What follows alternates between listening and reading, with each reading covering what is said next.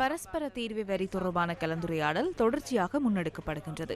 அது தொடர்பில் இதுவரையில் இறுதி தீர்மானம் எடுக்கப்படவில்லை. 144% காணப்பட்ட தீர்வு வரி 30% குறைக்கப்பட்டதை நீங்கள் அறிவீர்கள். நேற்றும் அது தொடர்பில் ஜூம் ஊடாக கலந்துரையாடப்பட்டது. வரியை மேலும் குறைக்கவே தொடர்ந்து முயற்சிக்கின்றோம். இலங்கை மீது அமெரிக்கா விதித்த 30% வரியை மேலும் குறைப்பதற்கான செயற்பாடுகள் அண்மையில் ஆரம்பமாகின. இதற்கு முன்னர் இரு தரப்பினர்களுக்கிடையில் பல தரவுகள் பரிமாறப்பட்டன. நேற்று நடைபெற்ற பேச்சுவார்த்தையில் இலங்கையை பிரதிநிதித்துவப்படுத்தி நிதியமைச்சின் செயலாளர் கலாநிதி ஹர்ஷன சூரியபெரும உள்ளிட்டோர் பங்கேற்றிருந்தனர்.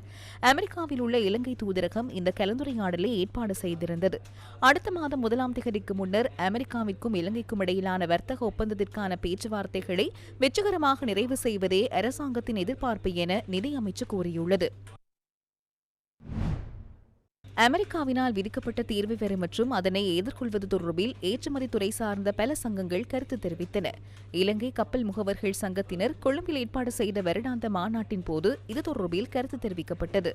44% අඩුවීමත් අනිත් කලාපීය රටවල් එක්ක 44% இருந்தது 30% குறைவடைந்துள்ளமை வளைய நாடுகளோடு பார்க்கின்ற போது எமக்கு சிறந்ததாக அமைந்துள்ளது. அமெரிக்காவுக்கு பொருட்கள் ஏற்றுமதி செய்யும் போது முடிந்தவரை அமெரிக்காவோடு சில சலுகைகளை வழங்கவும் இலங்கை ஒப்புக்கொண்டுள்ளமை ஜனாதிபதி செயலகத்தில் ஜனாதிபதியுடனான கலந்துரையாடலின் போது எமக்கு அறியக்கூடியதாக இருந்தது.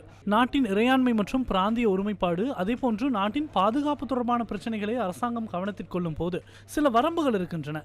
அதனை மீறி செல்ல முடியாது. அந்த எல்லைக்குள் தொடர்ந்தும் கலந்துரையாடல் இடம்பெறுகின்றது. அதேபோன்று வேறு HS குறியீடுகள் காணப்படுமாயின் அவற்றுக்கு சலுகைகள் கிடைத்தால் அமெரிக்காவுக்கு எமது ஏற்றுமதி வரம்பை விரிவுபடுத்த முடியும்.